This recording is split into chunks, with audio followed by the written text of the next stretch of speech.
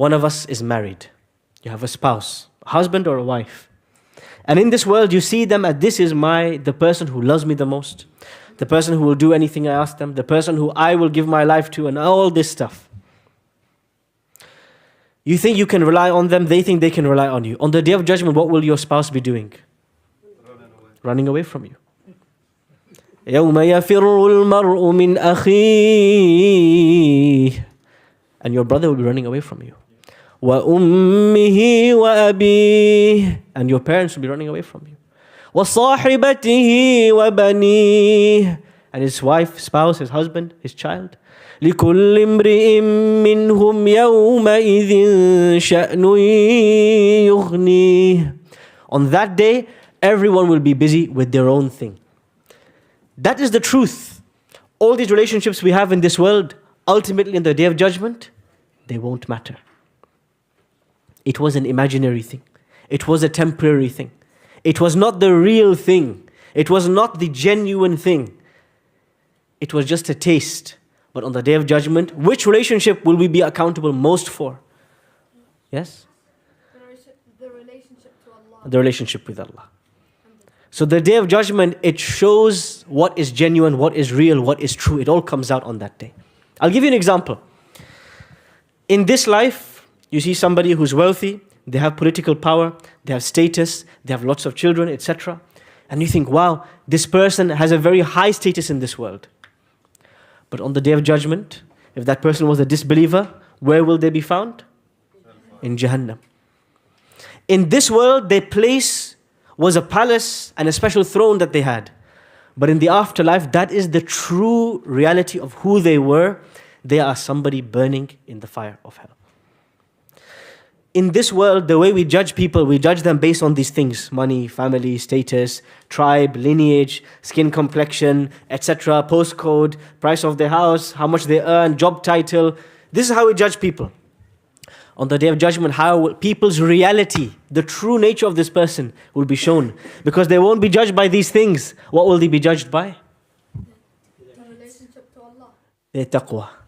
Imagine if people in this world walked around and there was a taqwa score on their head, above their head.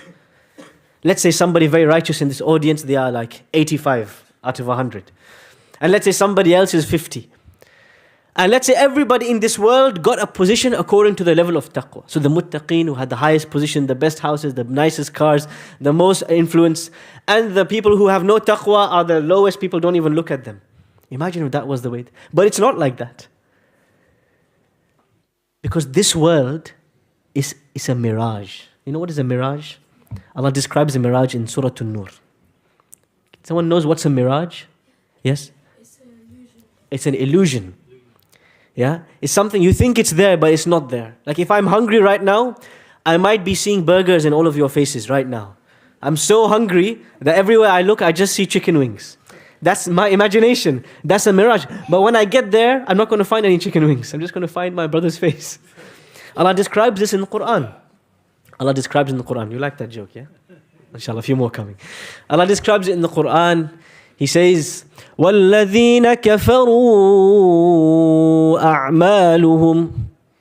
أَعْمَالُهُمْ كَسَرَابٍ بِقِيعَةٍ يَحْسَبُهُ الظَّمْآنُ مَاءً.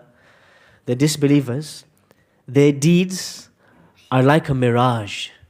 In the desert, in the heat of the desert, you're so thirsty, you think there's some water over there.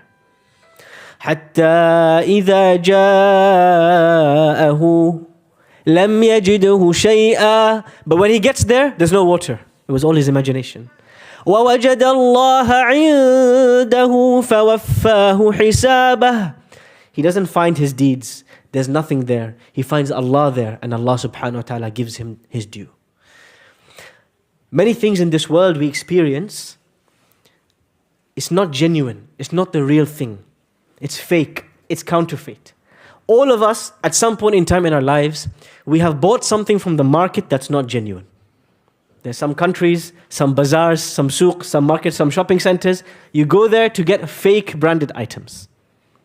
Okay? Let's say you did that. You went, let's say you wanted a particular brand of shoe.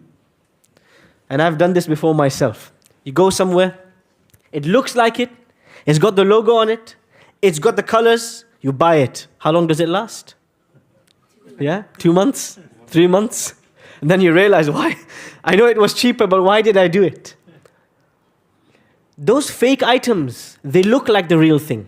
They smell like the real thing. People think you got the real thing. You got Louis Vuitton shoes or some Gucci bag. But in reality, it's some second-rate item from the bazaar. What's the problem with the fake thing though?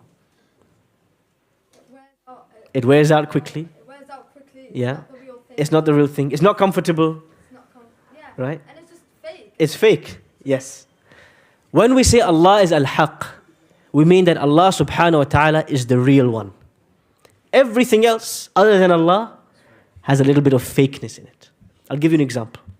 The love you have for your spouse or for your parent, you think that's genuine love, unconditional love, until the day you disobey them or you upset them. Then, I never loved you. Get out of the house. Yeah, what happened to the love? It's gone. It's like the fake shoe that you bought. It showed its true colors. Sometimes, for example, in this life, we have an expectation. You go to buy a car, you go to buy a shoe, and you are sold this idea, when you buy this expensive car, you're going to be driving, you're going to have electric heating in your seats, you're going to be your life will be so happy once you buy the car. When people sell you a car, they don't just sell you the car, they sell you everything around the car. The status, the prestige, how you will feel, your mental health, your emotional well-being, they sell you all of that stuff as well. Once you buy the car, 2 weeks in, it's just a car. Takes you from A to B. Right? Expectations versus reality. When we say Allah is al-haq, we mean anything in this world, it will disappoint you. Your wife will disappoint you. Your husband will disappoint you. Your car will disappoint you. Your holiday will disappoint you. Your house will everything in this world will disappoint you. It sells you an idea. When you get it, it's not what you thought it was. Except Allah. Allah never disappoints you because He is the real. There's no fakeness. There is no counterfeit. There's nothing unreal. Allah subhanahu wa ta'ala is the real deal. When we say Allah subhanahu wa ta'ala loves His slave, did He ever for a day in your life stop your heart beating?